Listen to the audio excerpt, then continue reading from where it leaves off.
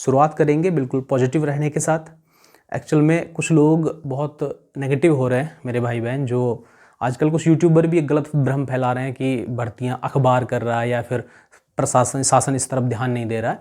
तो नेगेटिव रहने से आपको केवल नुकसान होगा। पॉजिटिव रहिए, भर्ती 100% होगी, ठीक है। क्योंकि आपने देखा था कि शुरुआत हुई थी कुछ कम वैकेंसियों के साथ और धीरे धीरे इसमें कहानी में ट्विस्ट आता रहा और समय समय पे ज़्यादा वैकेंसीज़ की सूचना मिलती रही। और एक नया ट्विस्ट तब आया जब 21 अक्टूबर पुलिस स्मृति दिवस पे प्रांत के मुखिया सीएम साहब ने ये अनाउंस कर दिया कि लगभग 62,424 पदों पर भर्ती प्रक्रिया चल रही है। 60,000 के इर्द गिर्द में भर्ती प्रक्रिया चल रही है। तो देखिए दोस्त, ये सारे ही सिविल पुलिस आरक्षी के पद नहीं हैं, इसमें थोड़ा सा डिस्ट्रीब्यूशन है। जैसे आपको पता होगा कि इसमें सबसे ज़्यादा पद वैसे आरक्षी पुलिस के ही हैं, और उसके बाद आपका जेल वार्डन और उप निरीक्षक कुछ पद हैं।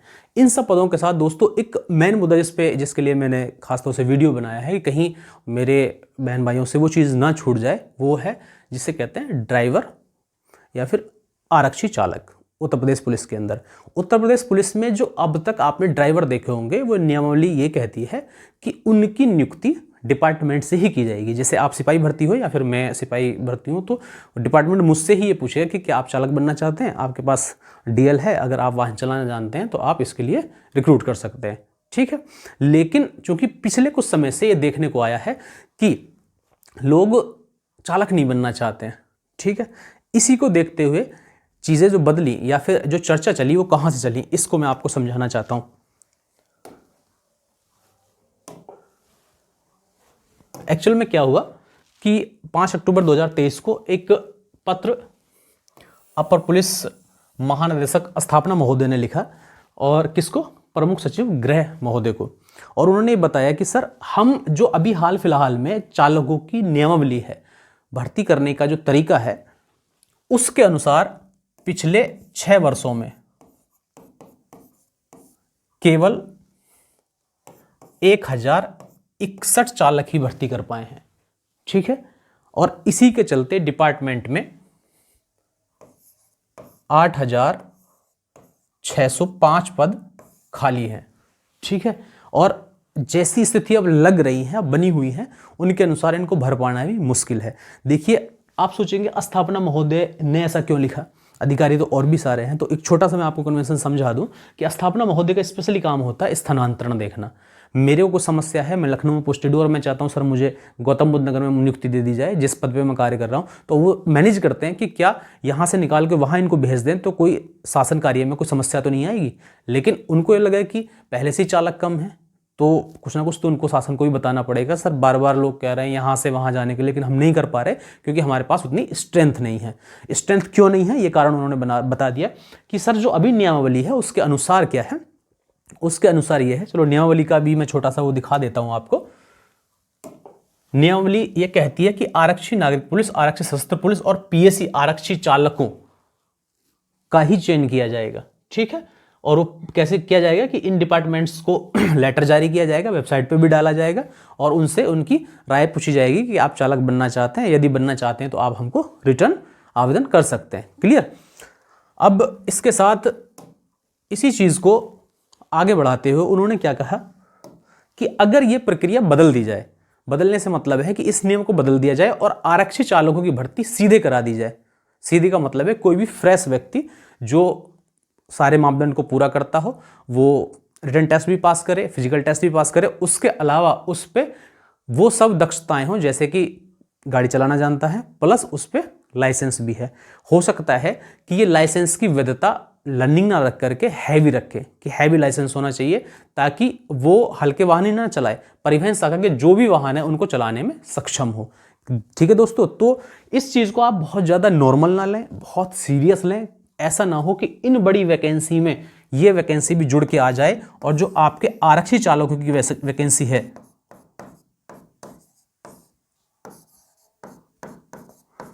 वो आपके हाथों से निकल जाए। क्यों निकल जाए? सपोज करिए कि इन्हीं वैकेंसी में इनको जोड़ दिया गया और एक नियम रख दिया गया कि जो आरक्षी चालक बनना चाहता है उसके पास लाइसेंस होना चाहिए। स्पेशली क्या होना चाहिए? हैवी लाइसेंस, हैवी डीएल होना चाहिए। अब आप 2 ही मिनट में तो हैवी डीएल नहीं बनवा सकते, महीने भर में भी नहीं बना पाएंगे, क्योंकि महीने भर तो पहले लर्निंग बनने की चाहिए, उसके बाद एक निश्चित समय होता है, टेस्ट होता है, वो सब प्रक्रियाएं होती हैं। और ऐसे भी कुछ मेरे बहन भाई होंगे जो भी गाड़ी चलाना भी नहीं जानते, तो आपको 4 व्हीलर गाड़ी सीख लेना चाहिए और इवन हैवी लाइसेंस भी बनवा लेना चाहिए, अगर आप इन भर्ती पर भी अपनी नज़रें जमाए हुए हैं। क्योंकि देखिए, जो सिविल पुलिस की मेरिट है वो जनरल 100% ऊपर जाएगी, और आप जब एक कैटेगरी में आ जाते हैं कि आपको चालक की भर्ती में भी पार्टिसिपेट करना है, तो वो नीचे जाएगी, क्योंकि सभी लोगों पे ये सब वैधताएं नहीं होंगी। डीएल नहीं होगा, किसी के पास होगा तो वह हैवी नहीं होगा, ठीक है।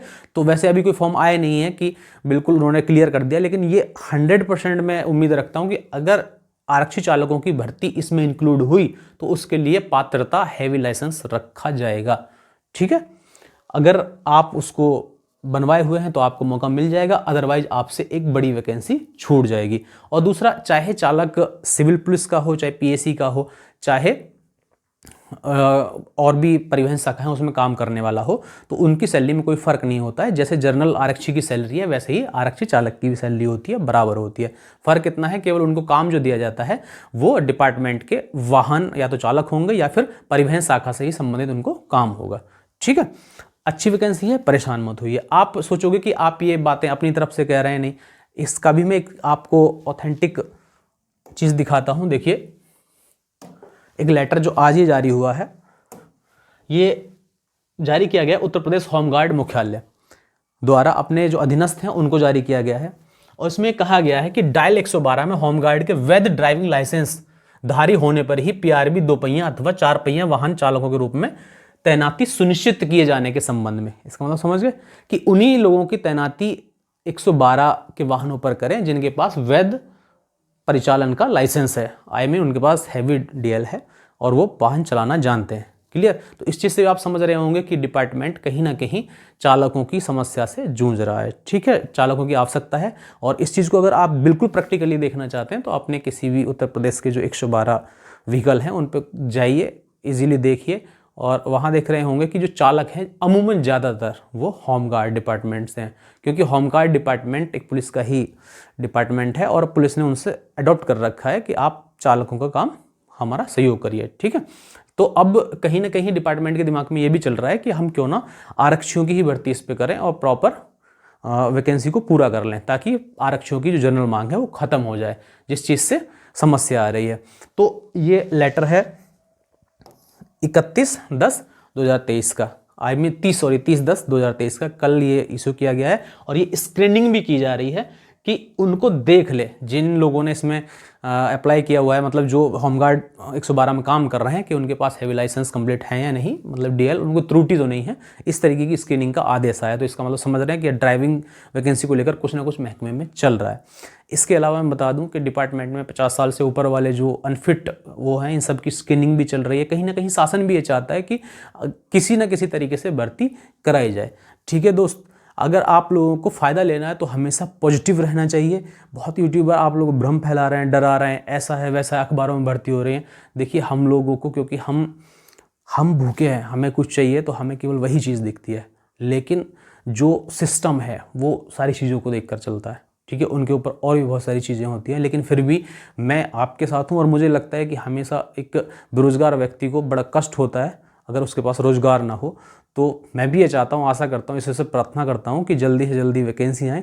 लेकिन फिर भी एक चीज़ मैं आपको दिखा दूँ कि देखिए, डिपार्टमेंट के अंदर जो बड़ी वैकेंसी का एक शेड्यूल शुरू हुआ 2005 में, कुछ वैकेंसी आई, ठीक है। 5 के बाद 2011 में एक बैच आया, ठीक है। 2011 के बाद 2015 में एक बैच आया, जिसको हम /16 भी कर देते हैं, क्योंकि एक ही बैच था, बड़ा बैच था, तो 2 पीएनओ नंबर हो गए। और उसके बाद 2018 में और 2021 में, आप समझ के देखिए कि कितना फ़र्क है। लगभग 6 वर्ष बाद वैकेंसी आई, और 11 से 4 वर्ष बाद, ठीक है। और 15 से अगर हम 18 कर तो 3 वर्ष बाद एक बैच मिला पुलिस को। और यहाँ से इसकी भी अगर हम डिस्टेंस देखें तो 3 वर्ष बाद एक दूसरा बैच डिपार्टमेंट को मिला। अगर अभी मैं 21 में +3 कर दूं तो भी ये रेशो 2024 में पहुंचता है। ठीक है, आप समझिए। तो शासन के हिसाब से ज़्यादा टाइम नहीं हुआ है, हमारे हिसाब से ज़्यादा टाइम हो गया, क्योंकि हमें नौकरी जल्दी चाहिए। और इसमें भी कोविड का टाइम निकल गया। कोविड-19 ने भी इस टाइम को एक तरीके से ये कह सकते हैं हमारे साथ अन्याय कर दिया। कुछ बहन भाई ऐसे हैं जिनकी डेट ऑफ बर्थ उसी में निकल गई। तो दोस्त, मैं आपको ये समझाना चाह रहा हूँ कि आप इन डेटा को भी एनालिसिस कर लें कि शासन के हिसाब से बहुत लंबा समय भी नहीं हुआ, एक बड़ा बैच आया था। और अब फिर भी क्योंकि 2024 में चुनाव है और 2024 मार्च में अगर चुनाव होता है तो आप समझिए कि अधिसूचना या फिर आचार संहिता इसको बोलते हैं, जनवरी के इर्द गिर्द लागू हो जाएगी और उस समय पे कोई चीज़ें नहीं, अलाउंस या फिर कोई आवेदन नहीं किए जा सकते हैं। ठीक है, स्टेट गवर्नमेंट के द्वारा भी। और हर व्यक्ति या हर किसी की सोच यही होती है कि हम कुछ कर ही रहे हैं तो उसको सही समय पे किया जाए। यही चंद 2 महीने हैं, जो भी होगा इन्हीं में होगा, ये कन्फर्म है। नहीं होगा तो फिर आप 27 के इर्द गिर्द देखिएगा। समझ रहे हैं ना?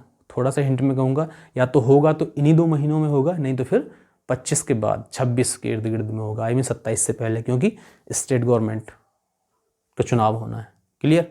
तो समझ लीजिए, पॉजिटिव रहोगे तो फ़ायदा रहेगा, नेगेटिव रहोगे तो कहीं ना कहीं लॉस कर लोगे। कहीं ऐसा ना हो कि बहुत जल्दी से वैकेंसी आए और बहुत जल्दी से आपका एग्ज़ाम करा दिया जाए और बहुत जल्दी से काम हो गया तो दोस्त जीवन भर पछतावा रह जाएगा। ठीक है? और स्पेशली अगर आपको 8000 वैकेंसी का लाभ उठाना है, जो मैंने अभी आपको समझाया था, तो उसमें हैवी डीएल जरूर बनवा लें आप अपना। इस वैकेंसी के लिए तैयार रहें, क्योंकि 8000 वैकेंसी बहुत होती हैं। हो सकता है आपका नागरिक पुलिस में मेरिट से नीचे आ जाए तो आप नागरिक पुलिस चालक में आ सकते हैं, पीएससी चालक में आ सकते हैं। तो ये भी एक अच्छा डिपार्टमेंट है, आई मीन अच्छा मौका है नौकरी पाने का। तो दोस्त, इन्हीं सब के साथ एक शुभकामना के साथ भी मैं कहूँगा कि जल्दी से जल्दी वैकेंसी आए, आप लोगों को नौकरी मिले। मैं बस वीडियो यहीं समाप्त करता हूँ, लेकिन फिर एक बार कहूँगा दोस्त कि पॉजिटिव रहिए। पॉजिटिव रहने से लाभ मिलता है, नेगेटिव रहने से जीवन में कुछ नहीं होगा। ठीक है? ओके, जय हिंद, जय भारत।